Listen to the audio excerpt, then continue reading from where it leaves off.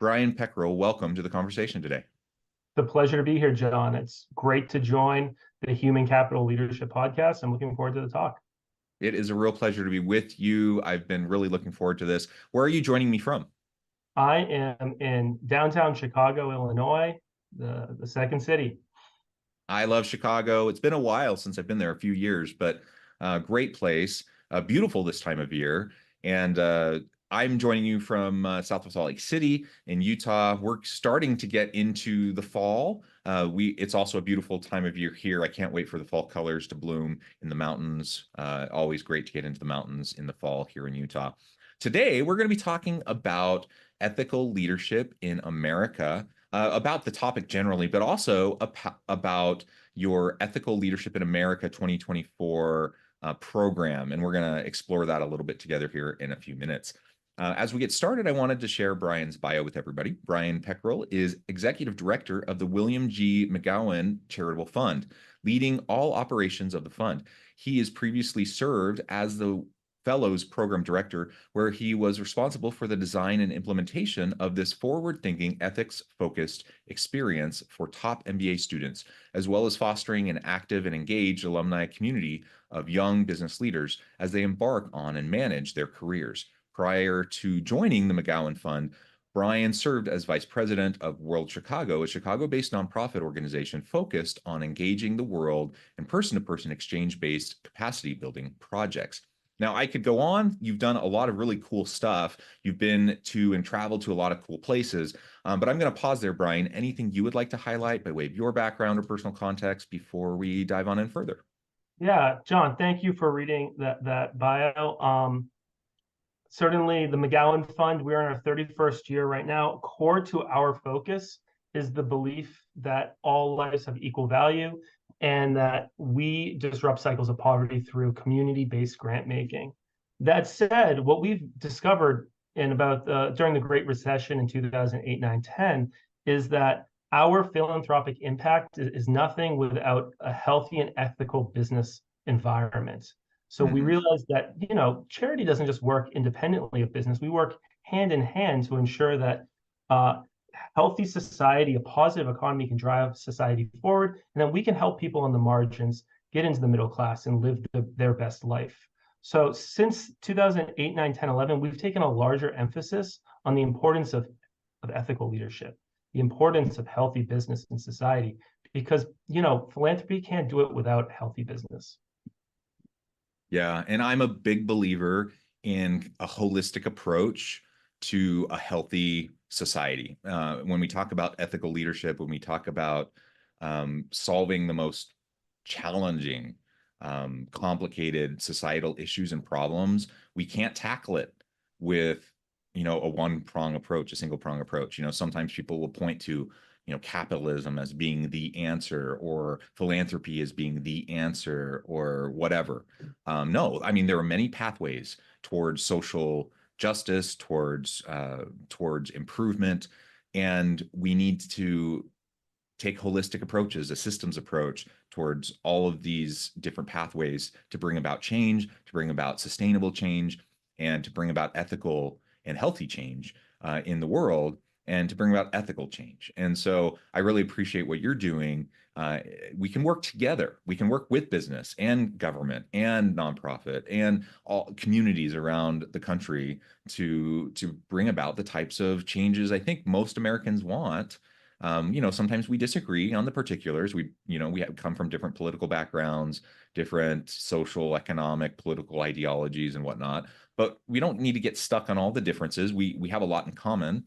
And if we can get together and have conversations and focus on, the things we do have in common, I think there's a lot we can accomplish as we try to tackle these most challenging problems together. Okay, so let's talk about ethical leadership in America in 2024. What is your take on institutional trust? Is enterprise trusted in 2024? Are institutions trusted in 2024? John, it's an interesting question. It's a good question. It's one that we're hearing more and more. If you look at the 2024 Edelman Trust Barometer, what you'll see is that over the past several years, for the most part, trust has been declining across our Yeah. major institutions, across government, media, business, and not-for-profits.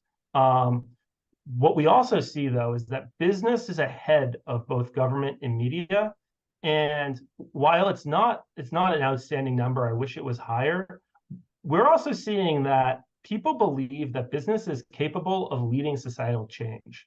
In fact, in the most recent Edelman Trust Barometer, 62% of respondents believe that CEOs should not just take the lead in focusing on business challenges, but they should also address societal issues. Yeah.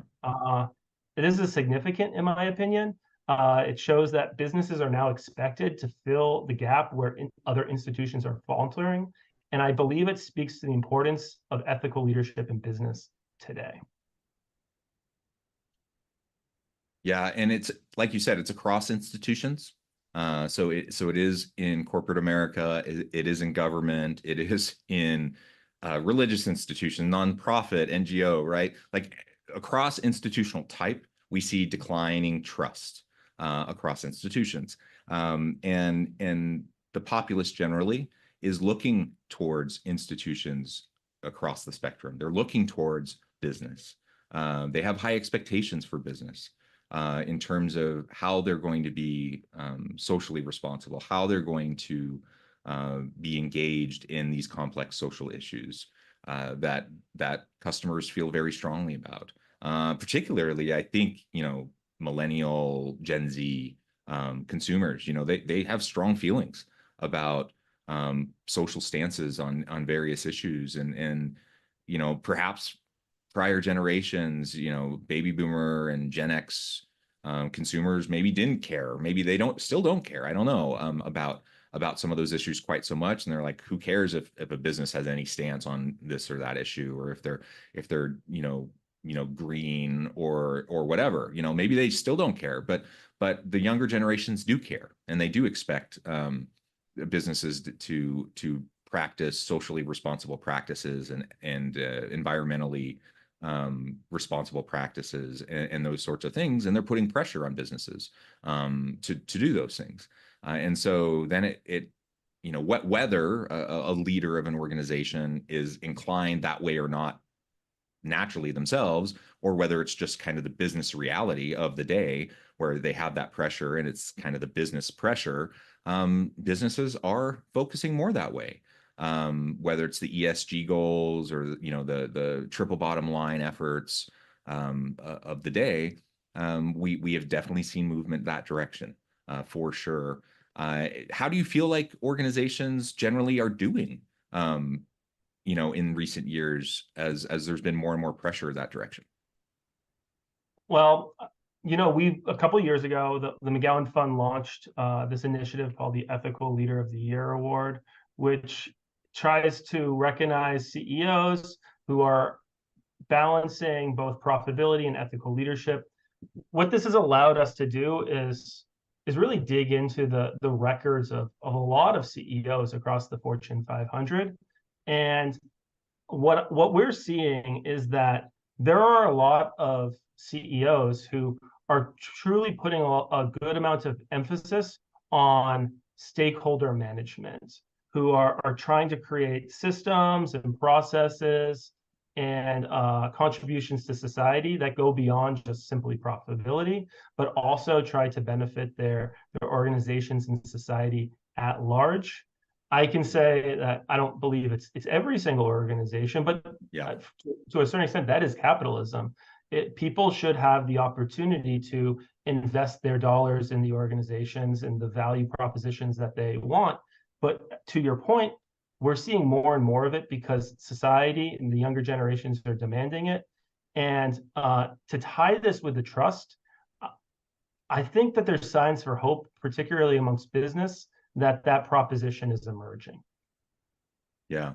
And so in this landscape, what are the motivations for launching this Ethical Leader of the Year award? Why did you choose SHRM to partner with? And just tell us more about this award. Absolutely. Our motivations for launching the Ethical Leader of the Year award are to respond to exactly what you just said. we believe that there's growing recognition that ethical leadership is not just some business imperative. There's a moral obligation, and vice versa. There's not just a moral obligation, but there's a business imperative. Before I was talking about the Edelman Trust Barometer, and I think that people are looking towards businesses, particularly CEOs, to lead with integrity, transparency, and accountability. And this is an award that we hope shines light on leaders who embody these values and serves as a model for others in the corporate world to follow.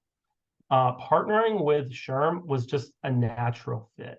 The Society for Human Resource Management is really the global leader in shaping workplace culture, and they have a better understanding of human capital and the challenges that organizations face across the world than really anyone else. And they speak directly to the workforce. So for us, it's an ideal partner for getting our word out and for really emphasizing and highlighting the best practices of ethical leadership in leadership positions. Yeah, really, in the United States, there's no larger, more embedded organization when it comes to HR, people management, and organizational culture practice and professionalism, right? That's the main organization. And internationally, it's such a huge player. So a wonderful organization and a great partner. That's excellent. So what are the things you're looking for in the ethical leader of the year? What would be like the hallmark of like these traits and characteristics, and when we're thinking of an executive, a CEO, or other types of executives or other leaders, what would be that person who isn't just talking big things, making big statements, saying the nice pretty things, but what would they be doing to really qualify for this sort of an award?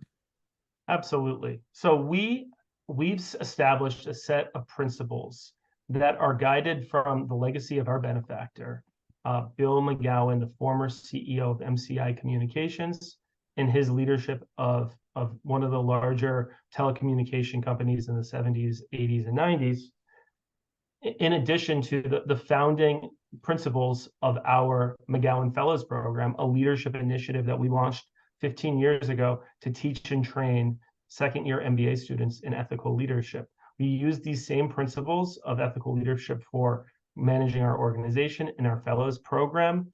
And these principles for us are accountability, courage, character and integrity, empathy, resilience, and self-awareness. We look at these principles through three unique lenses. The first is the management of people. How are you a courageous leader of people, for example? The next is processes. How do you create accountable processes for your people, for the world around you? And last but not least is the goods and services that you provide. How do you create, for example, resilient and self-aware products that benefit society and the world around us? So we look at all of our leaders through these lenses, through these 6 principles of ethical leadership, as well as their leadership of people, processes, and contributions to society, to see if these individuals are truly thinking about values-based leadership in the products and processes that they put in this world. And at the end of the day, we've selected 3 winners to this point. Marvin Ellison of Lowe's, Ed Bastian of Delta, and Charles Lowry of Prudential. And I believe that these leaders really exemplify these principles of putting principle-based leadership in effect at the highest of levels and having it trickle down through your organization so that your organization is not just a profitable, successful organization, but doing so in a way that benefits both the people in the organization, the customers outside the organization, and the entire ecosystem in which it exists. Yeah, I really like that. And, as I mentioned earlier, this idea of the triple bottom line, people, place, planet, the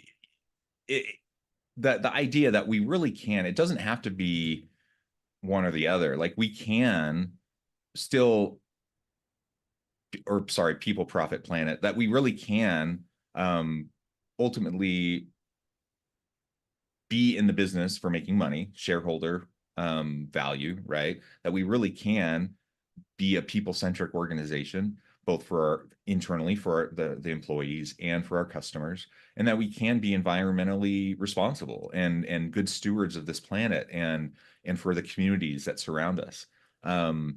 That we can do all three. We can ultimately be that responsible type of leader. And in fact, in this modern day and age, I think it's those organizations that take on this mantle, this responsibility. They are going to be the most financially successful organizations because of the heightened expectation that the consumers have for organizations to be more responsible. So I think these three are just such a great set to highlight.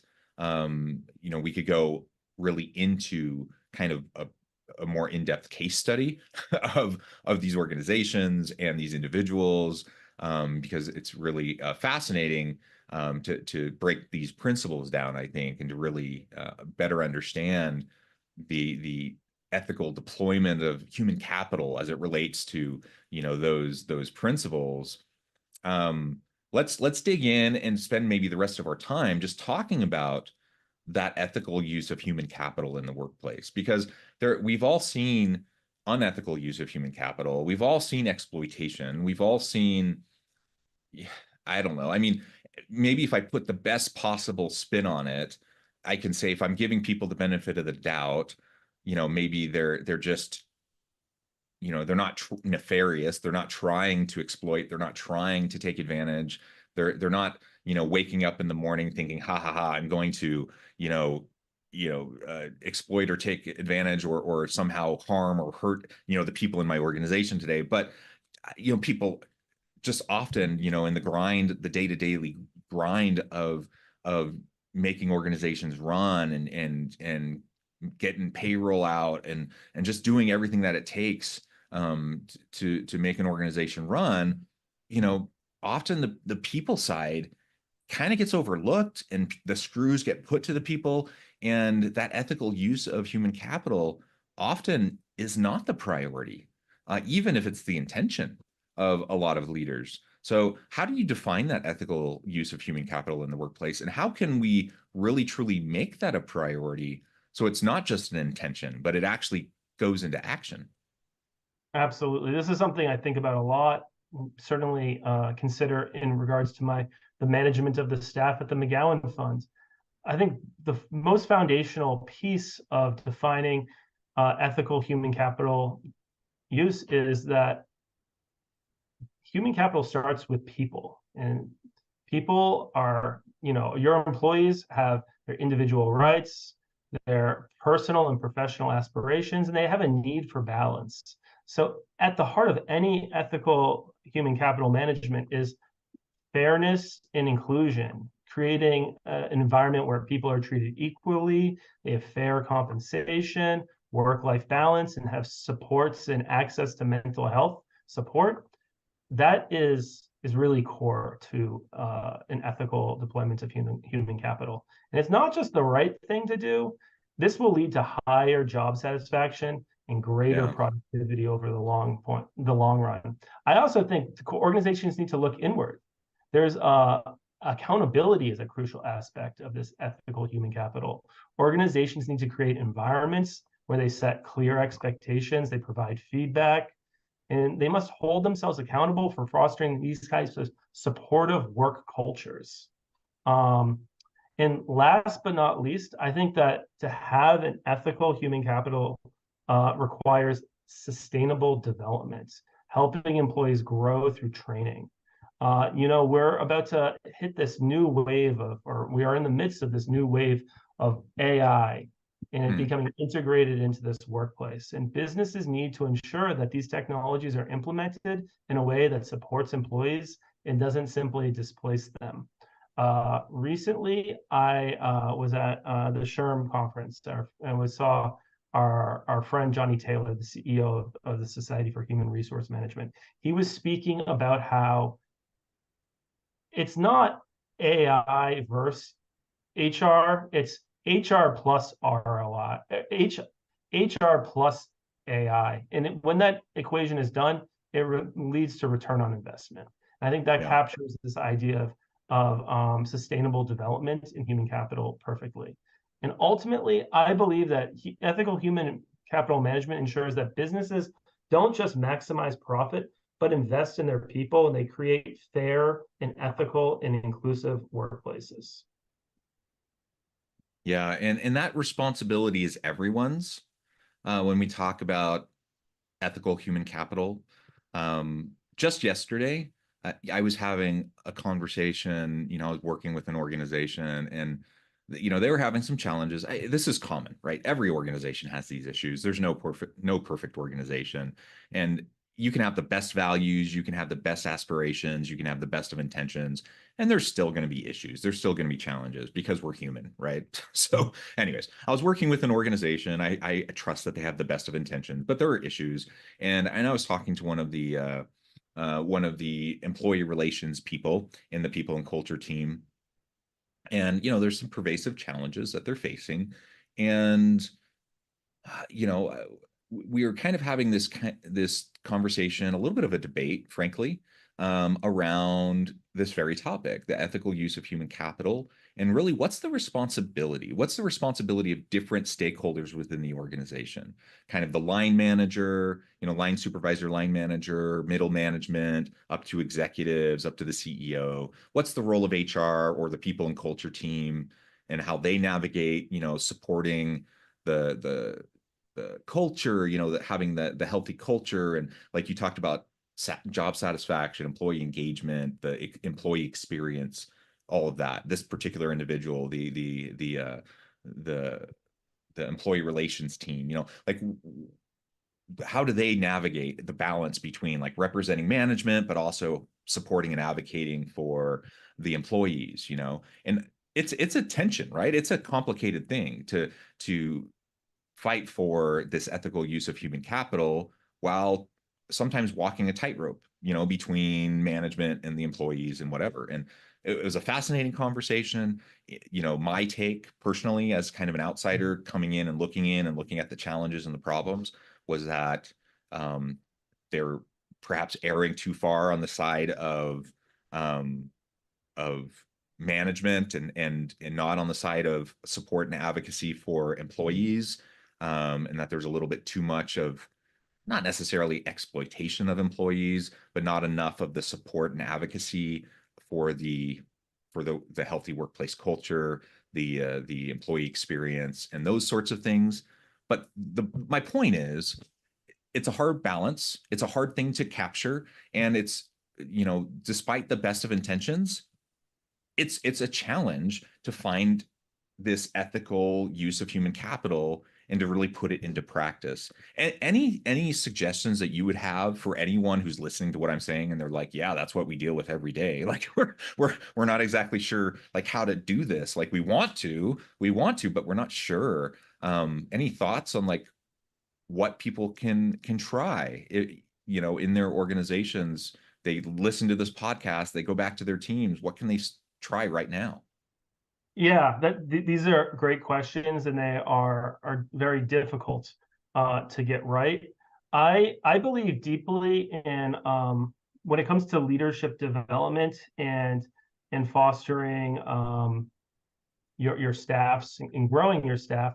I believe deeply in simulation-based leadership development, using different tools. I was just actually talking to somebody else that works at an organization called Ability about using different types of tools, gamifying leadership discussion and conversations. These are great tools that help people step outside their comfort zones, for them to see their job functions and their organizations from different spaces. And from these types of simulations, people can start to understand their jobs in different ways. They can start to understand the roles of management and the roles of staff, develop new and different linkages that can, I think, drive organizations forward. Yeah, yeah. I mean, ultimately, it's a loaded question, right? There's no easy answers to this. If there was, we'd have already cracked the nut, right? And we would already be able to do it. Um, Complex challenges don't have easy solutions. They don't have easy answers. that's absolutely right. I think that's the wrestle, right? That's the wrestle that we always have to be willing to deal with, and we always have to be willing to ask ourselves these hard questions, to wrestle with it, to self-reflect, and to just know that we've probably never arrived, and we probably always have to continue to challenge ourselves and ask ourselves the question and assume that we haven't figured it out, and continue to try to learn and grow and push ourselves to be better. I think that's ultimately what we have to try to do. Well, Sounds good. Brian, I note the time. I'm going to have to let you go here in a few minutes, but before we wrap things up for today, I just wanted to give you a chance to share with the audience how they can connect with you, find out more about your work, your team, where they can find out more about this award, and then give us the final word on the topic for today. Absolutely, John. It was a pleasure to be here with you and chat. You can learn more about the William G. McGowan Charitable Fund and the Ethical Leader of the Year Award at our webpage. It is McGowanFund.org. And the last thing I can say is it's not if or, it's and. You can have a ethical organization that does right to its stakeholders and make profits, and the best organizations do. Awesome. Thank you so much. It's just been a real pleasure. I encourage the audience to reach out, get connected, find out more about what Brian can do for you. And as always, I hope everyone can stay healthy and safe, that you can find meaning and purpose at work each and every day. And I hope you all have a great